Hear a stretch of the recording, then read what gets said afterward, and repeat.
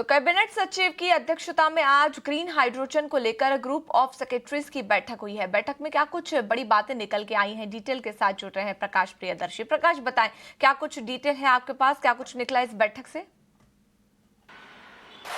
देखिए, जो जानकारी हमें मिल रही है उसके हिसाब से एम्पावर्ड ग्रुप ऑफ सेक्रेटरी, जिसकी अध्यक्षता कैबिनेट सेक्रेटरी करते हैं, एक इम्पॉर्टेंट बैठक की है। दरअसल ये बैठक ग्रीन हाइड्रोजन, जो कि अलग अलग सेक्टर्स में जिसका इस्तेमाल होना है नेशनल ग्रीन हाइड्रोजन मिशन के तहत, उसकी क्या स्थिति है उसकी समीक्षा के लिए एक इम्पॉर्टेंट बैठक हुई है। तमाम मंत्रालयों के जो सेक्रेटरी हैं इस बैठक में शामिल रहे और इस बात पर चर्चा हुई कि अभी तक क्या प्रोग्रेस है, क्या दिक्कतें आ रही हैं और आगे की रणनीति क्या होनी चाहिए।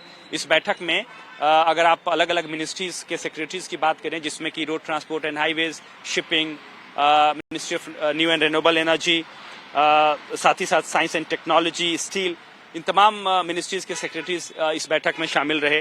साथ ही साथ इस बात की जानकारी दी गई एम्पावर्ड ग्रुप को कि 3 कंपनियों ने दिल्ली में जो है ग्रीन हाइड्रोजन, खासकर रोड ट्रांसपोर्ट सेक्टर में इसका इस्तेमाल हो, इसका ट्रायल शुरू कर दिया है।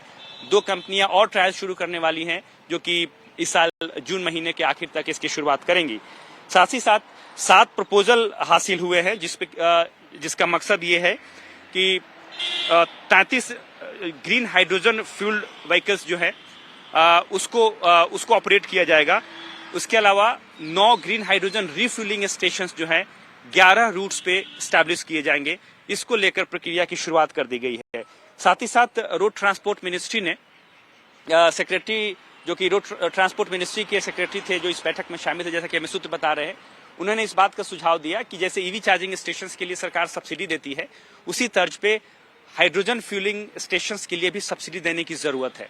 इन तमाम तरह के सुझावों को मद्देनजर रखते हुए इस बात पर फैसला हुआ कि रोड ट्रांसपोर्ट मिनिस्ट्री एक पायलट प्रोजेक्ट डिजाइन करेगी। वो दरअसल ग्रीन हाइड्रोजन बसेस के लिए होगी, रिफ्यूलिंग स्टेशंस के लिए होगी और साथ ही साथ दिल्ली एनसीआर में जो रूट्स हैं वो भी डिसाइड किया जाएगा जहां पर इसको ऑपरेट किया जाएगा।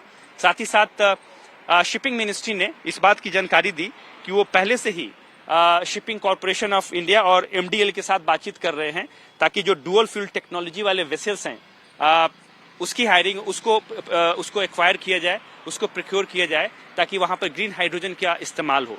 और इसके लिए ओएनजीसी को इस बात की जिम्मेदारी दी गई है कि वो डुअल फ्यूल इस्तेमाल करने वाले जो शिप्स हैं उसको प्रोक्योर करेगी लॉन्ग टर्म लीज के आधार पे। इस तरह की रणनीति बनी है और एक बार जब इस पर काम की शुरुआत कर दी जाएगी फिर स्टेटस रिपोर्ट जो है वो एम्पावर ग्रुप को सौंपी जाएगी। ऑलराइट।